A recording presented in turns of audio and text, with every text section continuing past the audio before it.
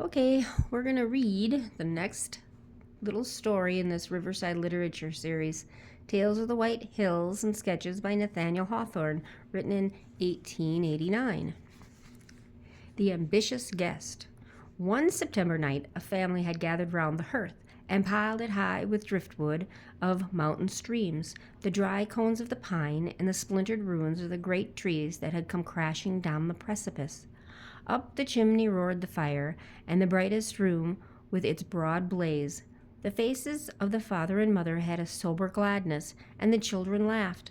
The eldest daughter was the image of happiness at 17, and the aged grandmother, who sat knitting in the warmest place, was the image of happiness grown old. They had found the herb heart's ease in the bleakest spot of all New England. The family were situated in the notch of the White Hills, where the wind was sharp throughout the year and pitilessly cold in the winter, giving their cottage all its fresh inclemency before it descended on the valley of the Saco. They dwelt in a cold spot and a dangerous one, for a mountain towered above heads so steep that the stones would often rumble down its sides and startle them at midnight. The daughter had just uttered some simple jest that filled them with mirth, when the wind came through the notch and seemed to pause before their cottage, rattling the door with a sound of wailing and lamentation before it passed into the valley. For a moment it saddened them, though there was nothing unusual in the tones, but the family were glad again when they perceived that the latch was lifted by some traveler, whose footsteps had been unheard amid the dreary blast which heralded his approach, and wailed as he was entering, and went moaning away from the door. Though they dwelt in such a solitude, these people held daily converse with the world. The romantic pass of the Notch is a great artery, through which the lifeblood of eternal commerce is continually throbbing between Maine on one side and the Green Mountains and the shores of the St. Lawrence on the other. The stagecoach always drew up before the door of the cottage. The wayfarer, with the companion but his staff, paused here to exchange a word, that the sense of loneliness might not utterly overcome him ere he could pass through the cleft of the mountain or reach the first house in the valley. And here the teamster, on his way to Portland Market, would put up for the night. And if the bachelor might sit an hour beyond the usual bedtime and steal a kiss from the mountain maid as at parting, it was one of those primitive taverns where the traveler pays only for food and lodging, but meets with a homely kindness beyond all price. When the footsteps were heard, therefore, between the outer door and the inner one, the whole family rose up, grandmother, children, and all, as if about to welcome someone who belonged to them, and whose fate was linked with theirs.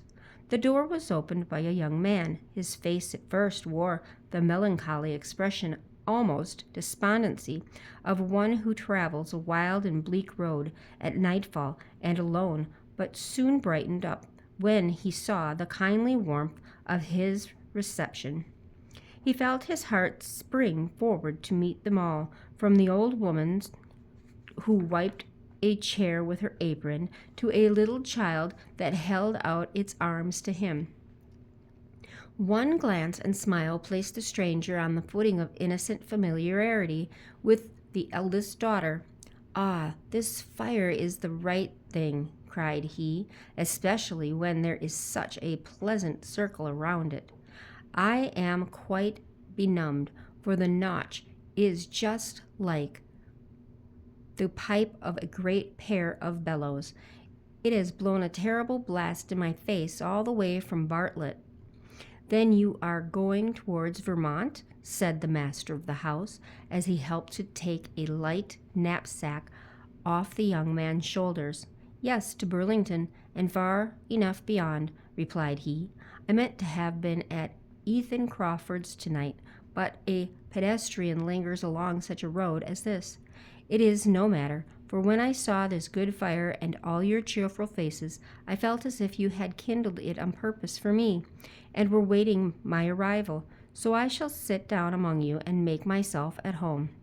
The frank-hearted stranger had just drawn his chair to the fire when something like a heavy footstep was heard without, rushing down the steep side of the mountain, as with long and rapid strides, and taking such a leap in passing the cottage as to strike the opposite precipice. The family held their breath, because they knew the sound, and their guest held his by instinct. "The old mountain has thrown a stone at us, for fear we should forget him," said the landlord, recovering himself. "He sometimes nods his head and threatens to come down, but we are old neighbors, and agree together pretty well upon the whole.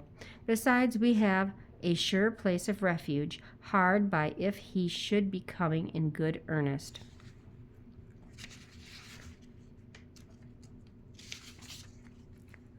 Let us now suppose the stranger to have finished his supper of bear's meat, and by his natural felicity of manner to have placed himself on a footing of kindness with the whole family, so that they talked as freely together as if he belonged to their mountain brood.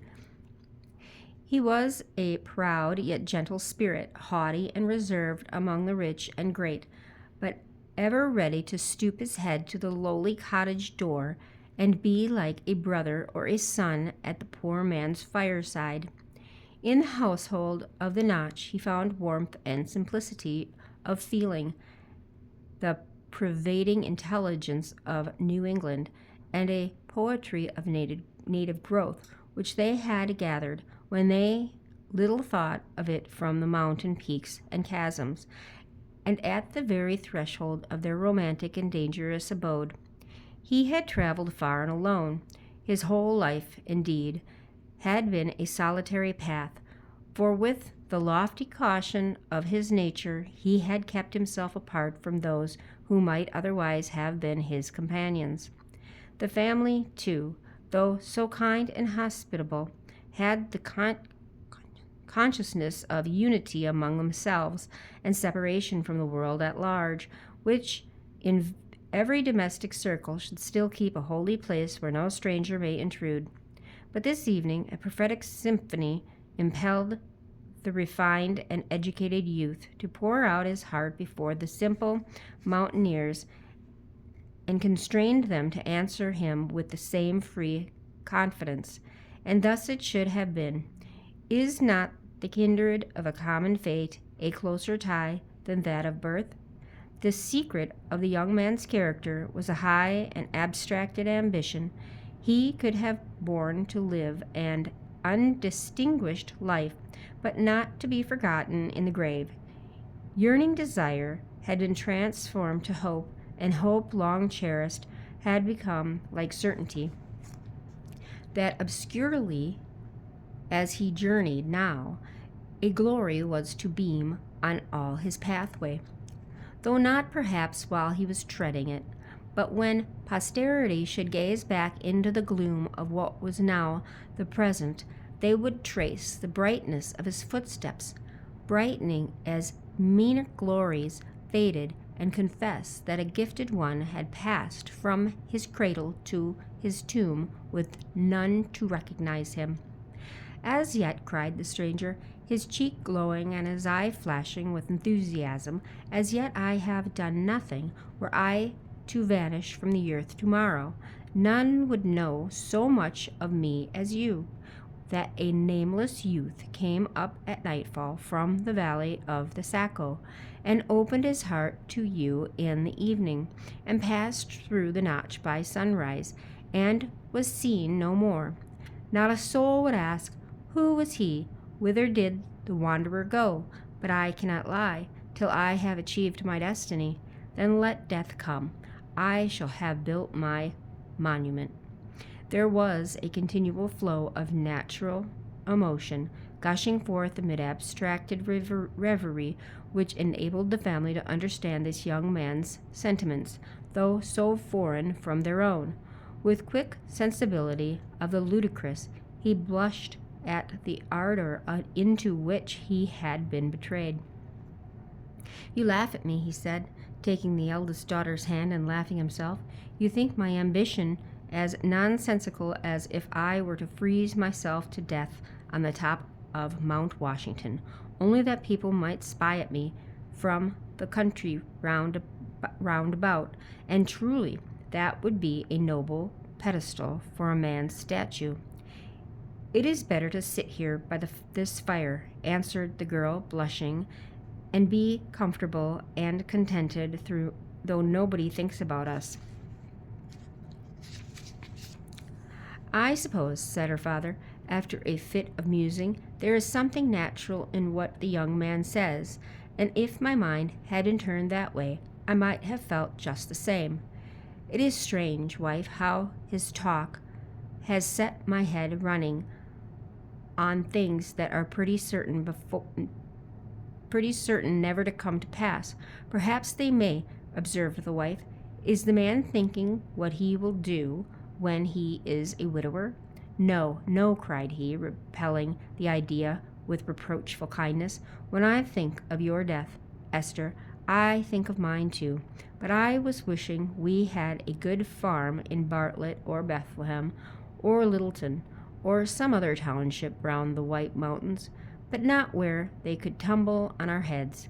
I should want to stand well with my neighbors and be called squire and sent to general court for a term or two.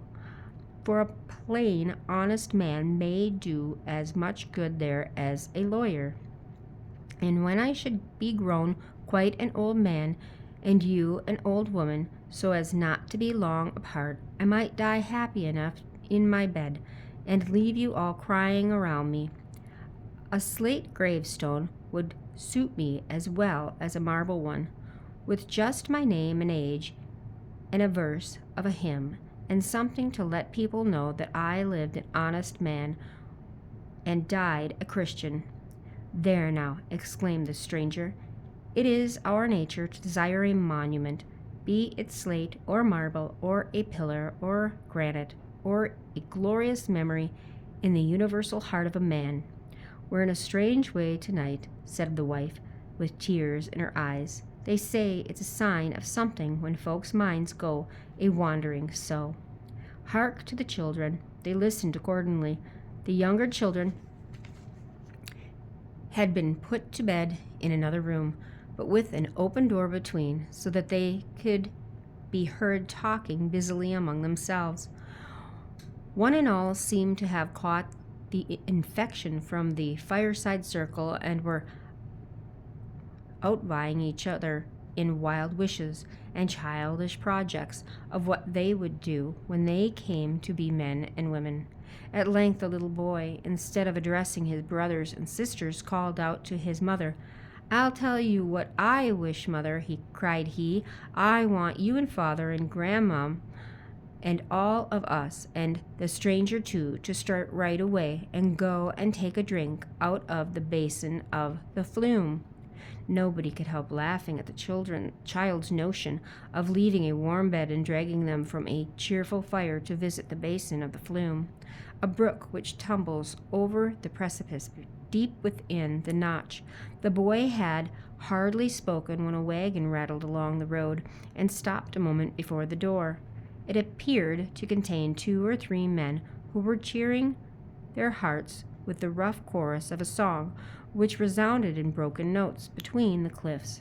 While the singers hesitated whether to continue their journey or put up here for the night, father said, the girl, they are calling you by name. But the good man doubted whether they had really called him, and was unwilling to show himself too solicitous of gain by inviting people to patronize his house. He therefore did not hurry to the door, and the lash being soon applied, the travelers plunged into the notch, still singing and laughing, though their music and mirth came back drearily from the heart of the mountain. There, mother, cried the boy again. They'd have given us a ride to the flume. Again they laughed at the child's pertinacious fancy for a night ramble, but it happened that a light cloud passed over the daughter's spirit. She looked gravely into the fire and drew a breath that was almost a sigh.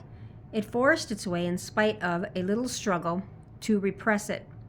Then, starting and blushing, she looked quickly round the circle as if they had caught a glimpse into her bosom. The stranger asked what she had been thinking of. "Nothing," answered she, with a downcast smile. "Only I felt lonesome just then." "Oh, I have always had a gift of feeling what is in other people's hearts," said he, half seriously. "Shall I tell the secrets of yours? For I know what to think when a young girl shivers by a warm hearth and complains of loneliness at her mother's side. Shall I put these feelings into words?" "They would not be a girl's feelings any longer if they could be put into words," replied the mountain nymph, laughing, but avoiding his eye. All this was set apart. Perhaps a germ of love was springing in their hearts so pure that it might blossom in paradise, since it could not be matured on earth. For women worship such gentle dignity as his, and the proud, contemplative, yet kindly soul is oftenest captivated by simplicity like hers. But while they spoke softly, and he was watching the happy sadness that the lightsome shadows, the shy yearnings of a maiden's nature, the wind through the notch took a deeper and drearier sound. It seemed, as the fanciful stranger said, like the choral strain of the spirits of the blast, who in old Indian times had their dwelling among these mountains, and made their heights and recesses a sacred region. There was a wail along the road, as if a funeral were passing. To chase away the gloom, the family threw pine branches on their fire, till the dry leaves crackled and the flame arose. Discovering once again a sense of peace and a humble happiness, the light hovered about them fondly and caressed them all. There were the little faces of the children, peeping from their bed apart, and here the father's frame of strength, the mother's subdued and careful mien, the high-browed youth, the budding girl, and the good old grandam, still knitting in the warmest place. The aged woman looked up from her task, and, with fingers ever busy, was the next to speak. "Old folks have their notions," said she, "as well as young ones. You've been wishing and planning, and letting your heads run on one thing and another, till you've set my mind a-wandering too. Now what should an old woman wish for, when she can go but a step or two before she comes to her grave? Children, it will haunt me night and day till I tell you." "What is it, mother?" cried the husband and wife at once. Then the old woman, with her air of mystery, which drew the circle closer round the fire, informed them that she had provided her grave clothes some years before, a nice linen shroud, a cap with a muslin ruff, and everything of a finer sort than she had worn since her wedding day.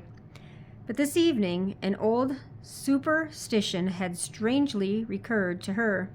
It used to be said in her younger days that if anything were amiss with a corpse, if only the ruff were not smooth or the cap did not set right, the corpse in the coffin and beneath the clods would strive to put up its cold hand and arrange it. The bare thought made her nervous. "Don't talk so, grandmother," said the girl, shuddering. "Now," continued the old woman with singular earnestness, yet smiling strangely at her own folly, "I want one of you, my children, when your mother is dressed and in the coffin, I want one of you to hold a looking-glass over my face. Who knows but I may take a glimpse at myself and see whether all's right? Oh, old and young, we dream of graves and moments," murmured the stranger youth. "I wonder how mariners feel when the ship is sinking and they, unknown and undistinguished, are to be buried together in the ocean, that wide and nameless sepulchre." For a moment the old woman's ghastly conception so engrossed the minds of her hearers that a sound abroad in the night, rising like a roar of a blast, had grown broad, deep, and terrible before the fated group were conscious of it. The house and all within it trembled. The foundations of the earth seemed to be shaken, as if this awful sound were the peal of the last trump. Young and old exchanged one wild glance and remained an instant pale, affrighted, without utterance or power to move. Then the same shriek burst simultaneously from all their lips. The slide! The slide! The simplest words must intimidate but not portray the unutterable horror of the catastrophe. The victims rushed from their cottage and sought refuge in what they deemed a safer spot, where in contemplation of such an emergency a sort of barrier had been reared. Alas, they had quitted their security and fled right into the pathway of destruction. Down came the whole slide of the mountain in a cataract of ruin. Just before it reached the house, the stream broke into two branches, shivered not a window there, but overwhelmed the whole vicinity, blocked up the road, and annihilated everything in its dreadful course. Long ere the thunder of the great slide had ceased to roar among the mountains, the mortal agony had been endured, and the victims were at peace. Their bodies were never found. The next morning, the light smoke was seen stealing from the cottage chimney up the mountainside. Within, the fire was yet smoldering on the hearth, and the chairs in the circle around it, as if the inhabitants had but gone forth to view the devastation of the slide, and would shortly return to thank heaven for their miraculous escape. All had left separate tokens by which those who had known the family were made to shed a tear for each. Who has not heard their name? The story has been told far and wide, and will forever be a legend of these mountains. Poets have sung their fate. There were circumstances which led some to suppose that a stranger had been received into the cottage on this awful night, and had shared the catastrophe of all its inmates. Others denied that there were sufficient grounds for such conjecture.